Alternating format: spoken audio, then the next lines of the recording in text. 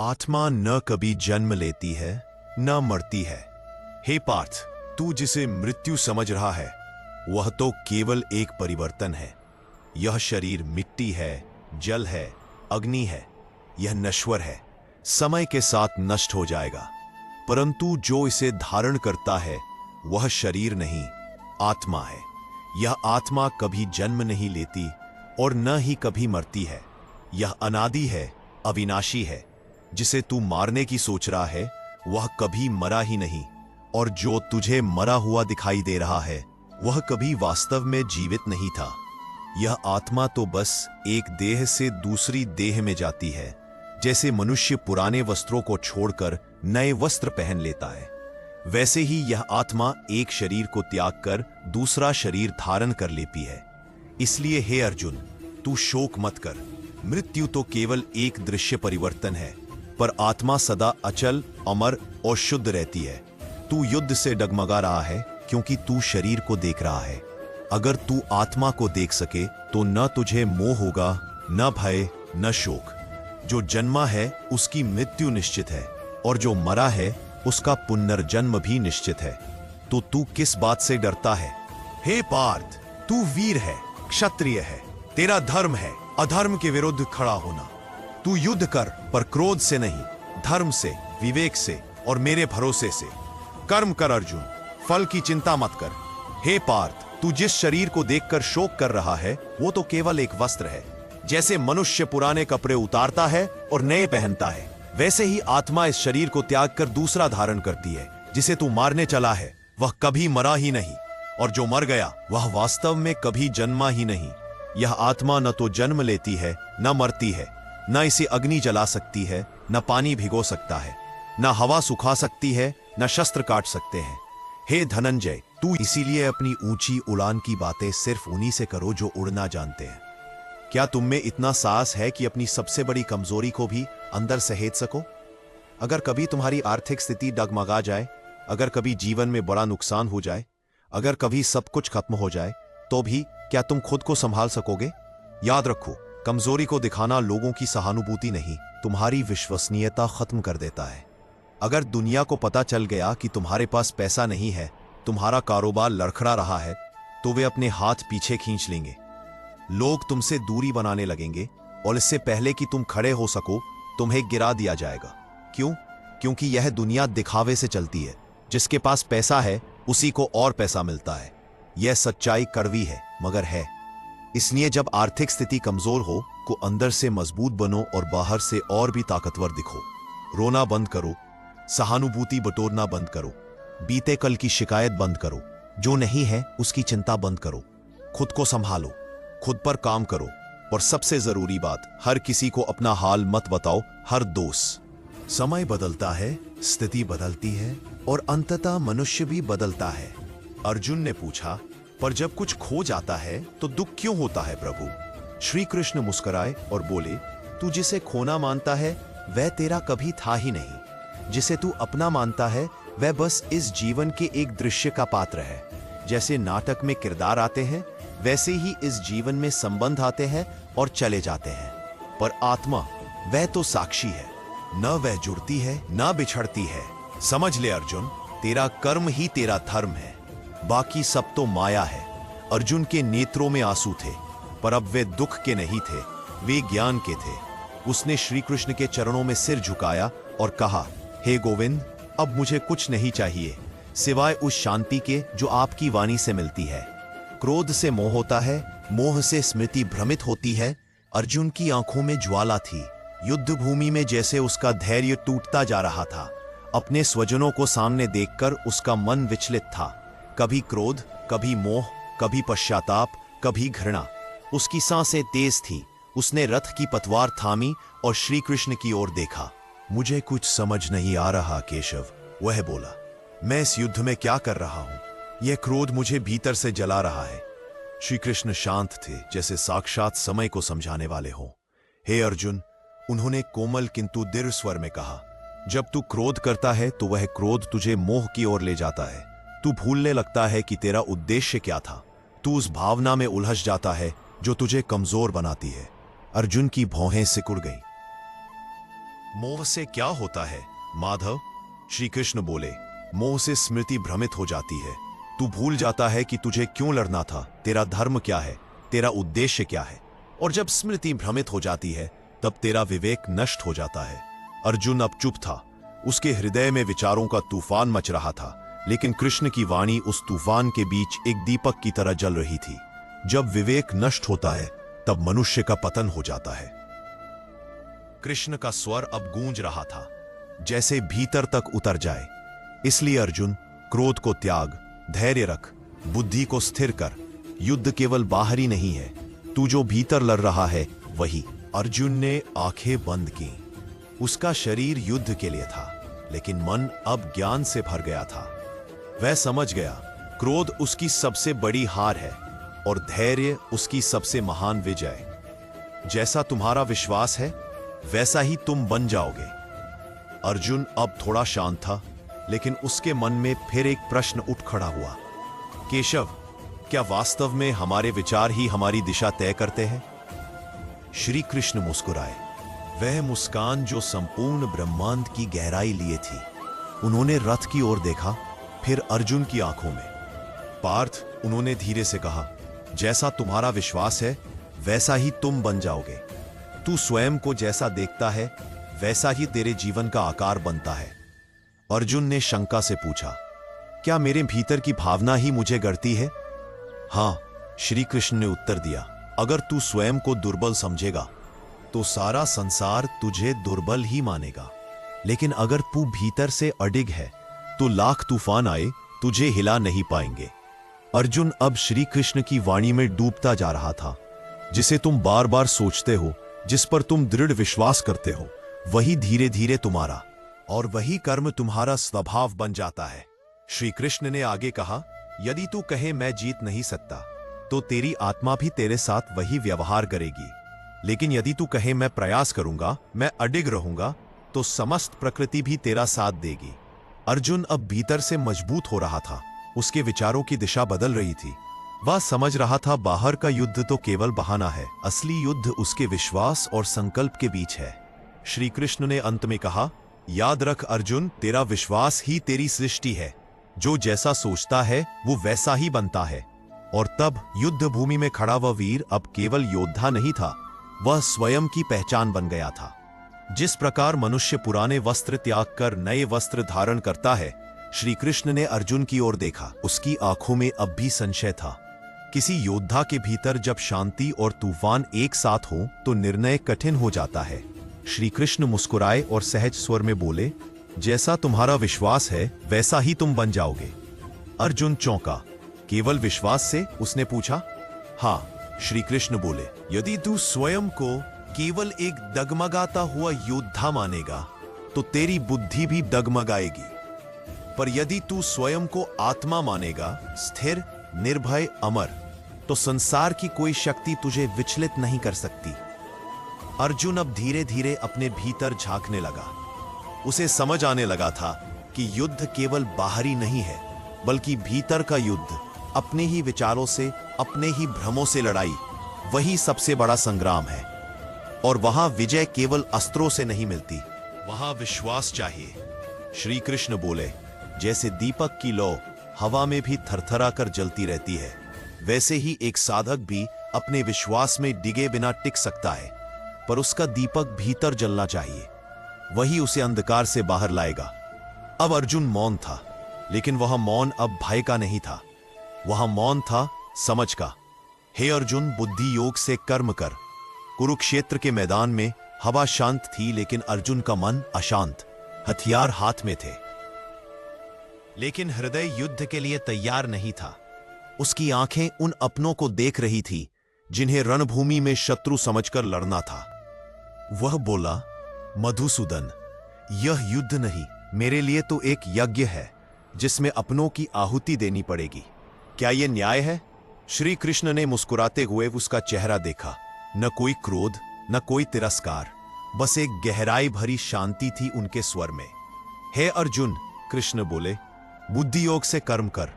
तेरा अधिकार केवल कर्म पर है, फल पर नहीं। जब तू बुद्धि से जुड़कर कार्य करेगा तभी तेरा मन शांत होगा और कर्म पवित्र। जब तक तू फल की आशा में डूबा रहेगा, तेरा हर निर्णय भय और लोभ से बंधा रहेगा।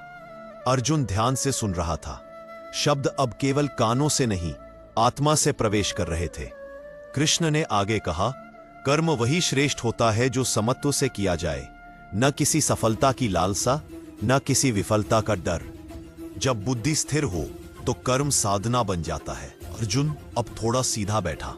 उसकी सांसें धीरे धीरे स्थिर हो रही थी। कृष्ण बोले, बुद्धि योग का अर्थ है कर्म करते हुए भी भीतर से निर्लिप्त रहना। जैसे कमल का फूल जल में रहकर भी गीला नहीं होता, वैसे ही तू कर्म में रहकर भी मोह से मुक्त रह सकता है। और उसी क्षण अर्जुन, वही युद्ध भूमि अब उसे तपोभूमि लगने लगी, जहां शरीर युद्ध करेगा पर आत्मा केवल धर्म का पालन करेगी। जो अपने मन को जीत लेता है वही सच्चा योद्धा है।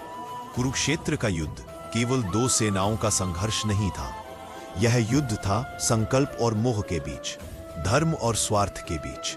लेकिन सबसे बड़ा युद्ध था मनुष्य का अपने मन से।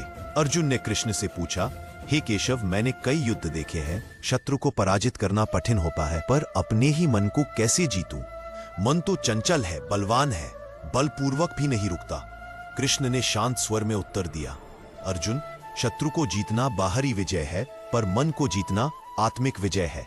जो अपने भीतर की वासनाओं, क्रोध, लालच, मोह और अहंकार पर नियंत्रण पाले, वही वास्तव में विजेता है, वही सच्चा योद्धा है। उन्होंने आगे कहा, मन को साधने के लिए तप चाहिए, ध्यान चाहिए, सद्बुद्धि चाहिए। जिसने अपने मन को जीत लिया, वह संसार की किसी भी परिस्थिति में स्थिर रह सकता है, न सुख में डगमग, न दुख में टूटे। वह योगी है, वह कर्मयोगी है। अर्जुन, अपनी परेशानी को मत बताओ कि तुम कितने कमजोर हो, अपनी हिम्मत को बताओ कि ये मुश्किल कितनी छोटी है। सफल वो नहीं जो दूसरों को हराए, सफल वो है जो खुद की इच्छाओं पर विजय पाले। अगर आपने सिर्फ इसीलिए अपने सपनों पर काम करना छोड़ दिया है क्योंकि कोई दूसरा सोचता है कि आप ये नहीं कर सकते, तो माफ कीजिए, वो सपना नहीं था, सिर्फ एक छोटी सी ख्वाहिश थी। जो लोग आपको सिर्फ दूर से जानते हैं, उनकी बातों को अपने दिल में जगह मत दो। आगे बढ़ो, कुछ कर दिखाओ। जिंदगी में अच्छे लोगों की तलाश मत करो, खुद एक अच्छा इंसान बन जाओ। अगर तुम उड़ नहीं सकते तो दौड़ो, अगर दौड़ नहीं सकते तो चलो, अगर चल भी नहीं सकते तो रेंगते रहो। लेकिन एक बात याद रखना, हमेशा आगे बढ़ते रहो। एक बार एक गुरु ने अपने शिष्यों से पूछा, क्या तुम जानते हो कि हमारे भीतर एक बहुत बड़ा रहस्य छुपा है? सब मौन रहे। गुरु बोले, हमारे भीतर हर पल एक युद्ध चलता है, दो भेड़ियों के बीच। एक काला भेड़िया जो क्रोध, ईर्ष्या, अहंकार, लालच, झूठ और घृणा की भाषा बोलता है, और एक सफेद भेड़िया जो प्रेम, दया, शांति, करुणा और सद्भावना। उस दिन के बाद वह किसान रात दिन खेत में लगा रहा। अधिक फसल, अधिक पैसा, अधिक जमीन, लेकिन साथ ही बढ़ी अधिक चिंता, अधिक थकावट और अधिक असंतोष। कृष्ण ने कहा, अर्जुन, लोभ की आग बुझती नहीं, वह जितना मिलता है उतना और मांगती है, और यह अग्नि जब तक जलती है मनुष्य चैन से नहीं रह सकता। फिर श्री कृष्ण ने गंभीर होकर कहा, जिसने लोभ पर नियंत्रण पा लिया, वह अपने जीवन की नाव को शांत जल में खेता है, लेकिन जो लोभ में बह गया, वह अपने ही हाथों अपने सुख का नाश करता है। अर्जुन चुप था। उसे समझ आ रहा था, सच्चा सुख बाहरी चीजों में नहीं, बल्कि अपनी सीमित इच्छाओं में संतोष पाने में है। कृष्ण की यह वाणी आज भी उतनी ही सत्य है, क्योंकि लोभ केवल धन का नहीं होता, वह पद, प्रतिष्ठा, रिश्तों, यहाँ तक कि भविष्य तक का हो सकता है। और जो मनुष्य इससे मुक्त हुआ, वह सचमुच मुक्त हो गया। योग का अर्थ है समत्व। कुरुक्षेत्र की रणभूमि में जब अर्जुन का मन विचलित हुआ, उसने गांडीव नीचे रख दिया और कृष्ण से कहा, हे केशव, मैं इस युद्ध को नहीं कर सकता, ये सब मेरे अपने हैं, मुझे अपने ही संबंधियों का। तब श्री कृष्ण ने उसे देखा, जैसे कोई गुरु अपने प्रिय शिष्य को देखता है, जिसे सच्चाई की केवल झलक भर चाहिए। कृष्ण बोले, अर्जुन, योग का अर्थ है समत्व। न सफलता में हर्ष, न असफलता में शोक, न प्रशंसा में घमंड, न अपमान में अवसाद। जो हर परिस्थिति में समान भाव रखे, वही सच्चा योगी है। अर्जुन आश्चर्य में था, क्या यह संभव है मधुसूदन? कृष्ण मुस्कुराए, जिस प्रकार समुद्र में कितनी भी नदियां मिल जाएं, फिर भी वह अपनी मर्यादा नहीं छोड़ता। वैसे ही योगी भी परिस्थितियों की लहरों में डूबता नहीं, वह स्थिर रहता है, शांत, दृढ़। उन्होंने समझाया, तू अपना कर्म कर, लेकिन उसके फल से अपने मन को बांध मत। समत्व का यही भाव ही असली योग है। न राग, न द्वेष, न मोह, न अहंकार, बस निष्काम भाव से कर्म करते जाना। उस दिन अर्जुन को एक नई दृष्टि मिली। रणभूमि वही थी, शत्रु वही थे, परंतु दृष्टिकोण बदल चुका था। और तभी वह अर्जुन, जो क्षण भर पहले युद्ध से भाग रहा था, अब युद्ध को धर्म समझकर स्वीकार कर रहा था। कृष्ण की वाणी में केवल दर्शन नहीं था, जीवन का मार्गदर्शन था। और जो इस समत्व को वह जीवन की हर परीक्षा को मुस्कुराकर पार कर जाता है। जो भी तू करता है, जो भी तू खाता है, जो भी तू अर्पित करता है, कुरुक्षेत्र की उस गूंजती हुई रणभूमि में, जहां अर्जुन के हृदय में अब भी संशय शेष था, कृष्ण ने शांत स्वर में कहा, अर्जुन, जीवन केवल युद्ध नहीं है, यह एक यज्ञ है, एक अर्पण। जो भी तू करता है, जो भी तू खाता है, जो भी तू अर्पित करता है, जो भी तप करता है, वह सब मुझे समर्पित कर दे।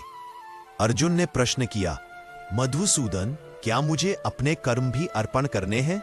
कृष्ण बोले, हाँ पार्थ, जब तू अपने हर कार्य को मेरा अर्पण मानकर करेगा, तब तू बंधन से मुक्त हो जाएगा। न तुझे अहंकार होगा, न तुझे पछतावा होगा। हर कर्म तब पूजा बन जाएगा, हर सांस भक्ति बन जाएगी।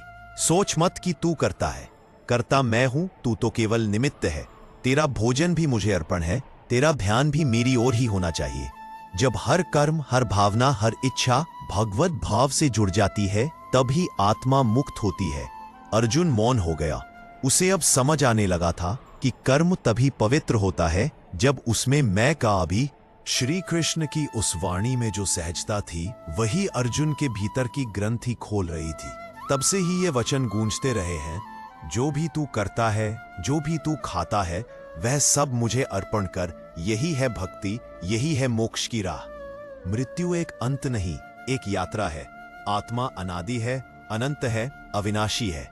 कुरुक्षेत्र की रणभूमि में जब अर्जुन मृत्यु को देखकर भयभीत हुआ, जब अपनों के सामने खड़ा होकर उसके हाथ कांपने लगे, तब श्री कृष्ण ने उसकी आंखों में गहराई से देखा और शांति से कहा, हे पार्थ, जिसे तुम मृत्यु समझते हो, वह केवल परिवर्तन है।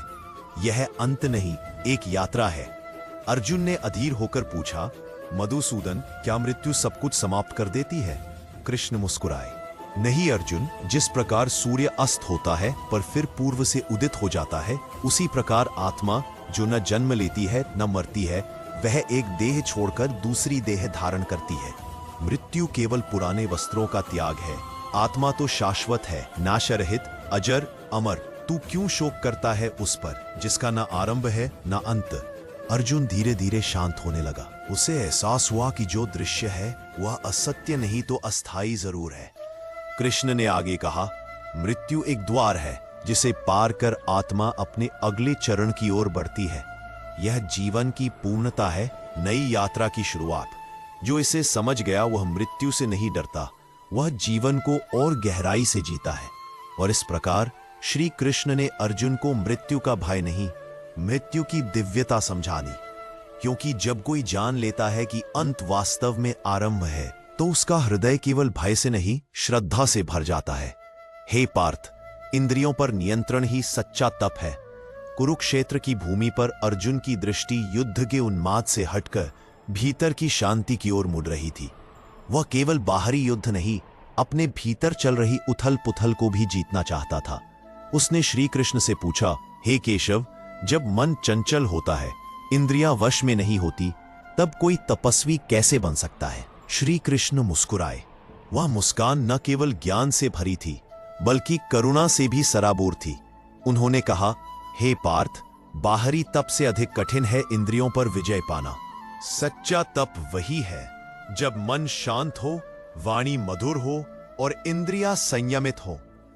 जब तुम स्वाद, स्पर्श, रूप, गंध और शब्द, इन पांचों इंद्रिय सुखों को अपने अधीन कर लो, तभी तुम वास्तव में एक योगी बनते हो। अर्जुन सुनता रहा जैसे पहली बार सुन रहा हो। कृष्ण ने आगे कहा, इंद्रियां घोड़े के समान है और मन उनकी लगाम। अगर मन उन्हें ठीक से नियंत्रित नहीं करेगा, तो आत्मा जो रथ का स्वामी है वो अपने मार्ग से भटक जाएगा। इसलिए तप वही नहीं जो केवल शरीर को कष्ट दे, तप वही है जो मन को स्थिर, वाणी को निर्मल और दृष्टि को सात्विक बना दे। अर्जुन ने धीरे से सिर झुकाया। अब उसकी दृष्टि बाहर नहीं, भीतर की यात्रा पर केंद्रित थी, क्योंकि श्री कृष्ण ने बता दिया था, हे पार्थ, इंद्रियों पर नियंत्रण ही सच्चा तप है। स्वधर्म में स्थित हो जाना ही परम कल्याणकारी है। दूसरों के धर्म का अनुसरण करना भय का कारण है। कुरुक्षेत्र के युद्ध भूमि में जब अर्जुन का मन युद्ध से विमुख हुआ, तब उसने अपने शस्त्र रख दिए और श्री कृष्ण से कहा, हे माधव, मैं इस युद्ध को अधर्म मानता हूं। अपने ही बंधु बांधवों के रक्त से क्या धन? श्री कृष्ण ने गंभीर स्वर में उत्तर दिया। उनकी वाणी में केवल तर्क नहीं, अनुभव का ताप और आत्मा की शांति थी। उन्होंने कहा, हे अर्जुन, तुम जिस कर्म से विमुख हो रहे हो वह तुम्हारा स्वधर्म है। एक क्षत्रिय का धर्म है अधर्म के विरुद्ध खड़ा होना।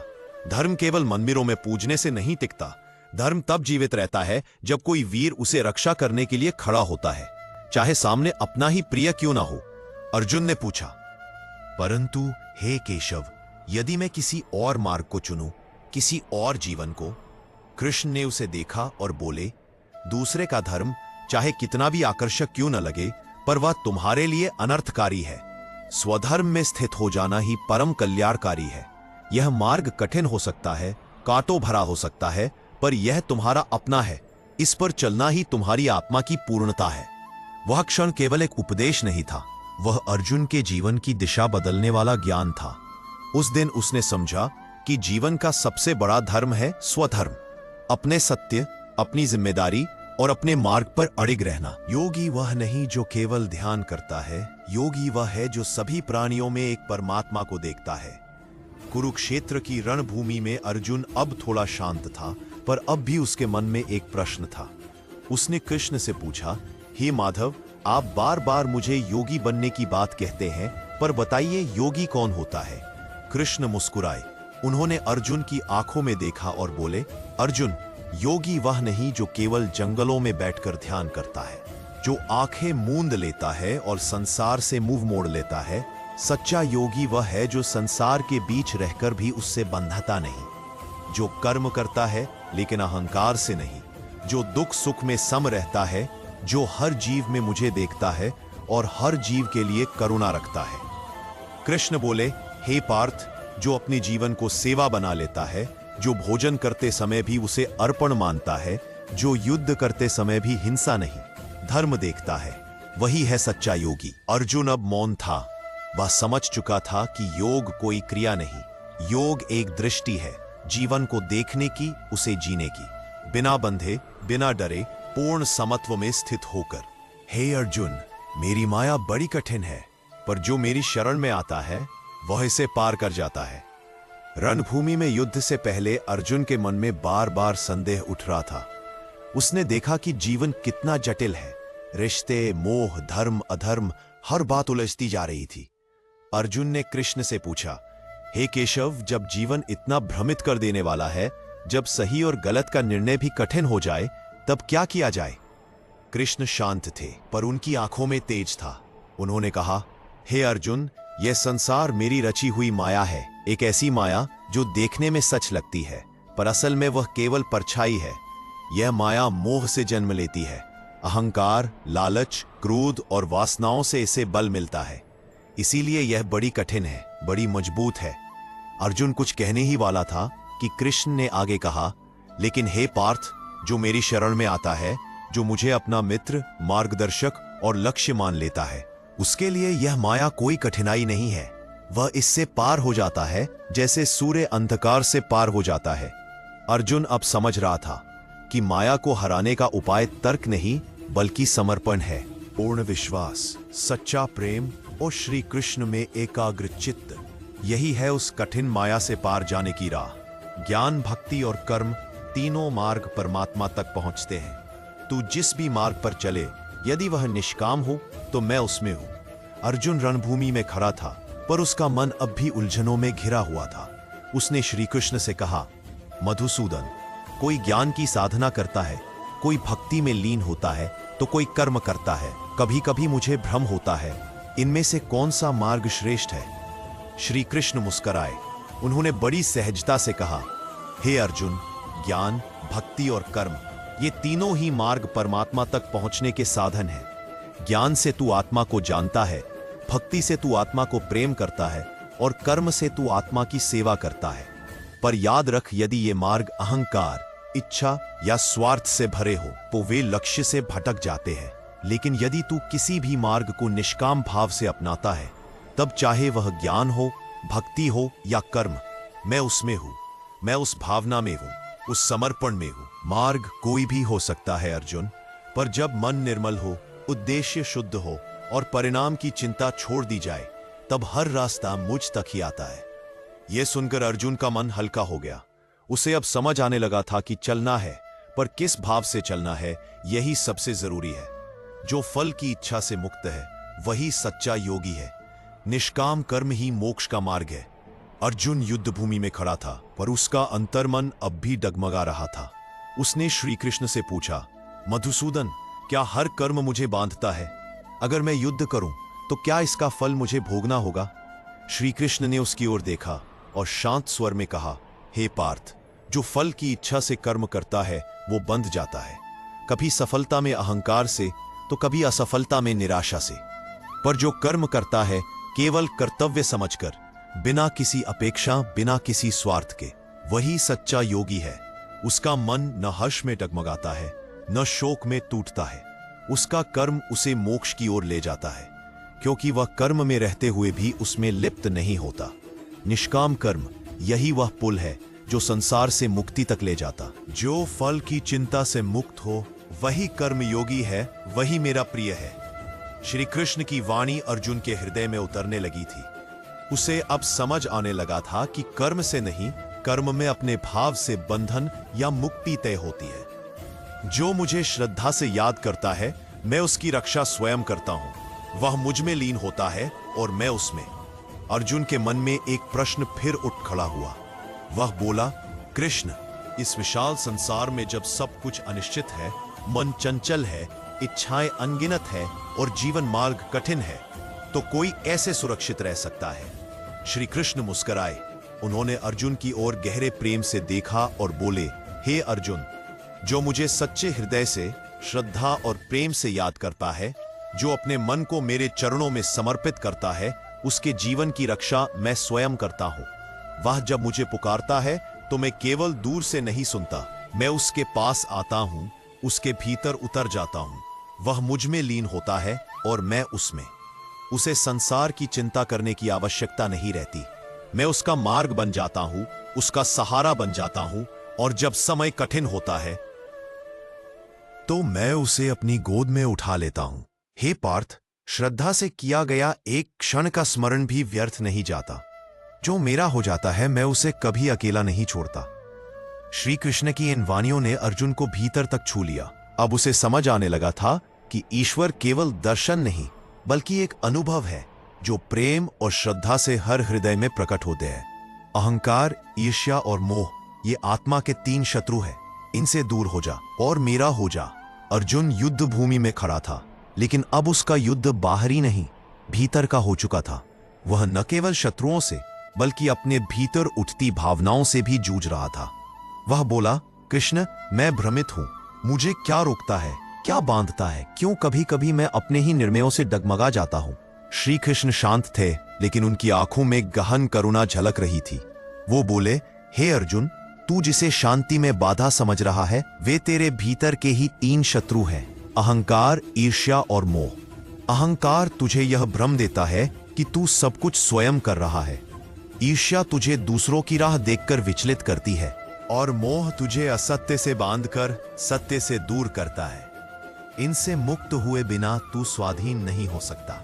ये तीनों मन को जकड़ लेते हैं, आत्मा पर पर्दा डाल देते हैं। पर हे पार्थ, यदि तू इनसे दूर हो जाए तो तू मुझे पा सकता है। मेरा हो जा, समर्पण कर, निस्वार्थ भाव से, बिना अपेक्षा के। तब तू वही होगा जो तू वास्तव में है, एक शांत, मुक्त दिव्य आत्मा। इन वचनों के साथ जैसे अर्जुन के भीतर की गांठें खुलने लगी। उसे अनुभव हुआ कि असली युद्ध बाहर नहीं, अंदर था, और जब भीतर शांति होगी तभी बाहर का संग्राम भी जीत लिया जाएगा। हम फिर मिलेंगे एक नई कथा, एक नए विचार, श्री कृष्ण की वाणी के साथ, जो ना सिर्फ सुनने योग्य है बल्कि जीने योग्य भी। तब तक स्वयं को समझिए, स्वयं से प्रेम कीजिए और याद रखिए, हर उत्तर आपके ही भीतर है। राधे राधे।